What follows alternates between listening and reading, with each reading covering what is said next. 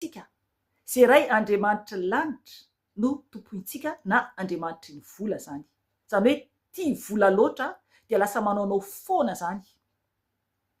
Misy ihany koa nefa ny Andriamanitra kely be dia be, ao ny amin'ny statut, ao koa ny amin'ny fitiavan-karena, ao ny amin'ny fanompo-tsampy. Maro isan-karazany zany any amin'ny Andriamanitra kely. Eo ihany koa ny hoe raha tiantsika mihoatra nohon'Andriamanitra ny ankohonantsika na ny vadintsika dia efa Andriamanitra kely eo amin'ny fiainantsika izany. Ry havana, tsy maintsy isika mametraka an'Andriamanitra alohany rehetrarehetra na ny tenantsika ary.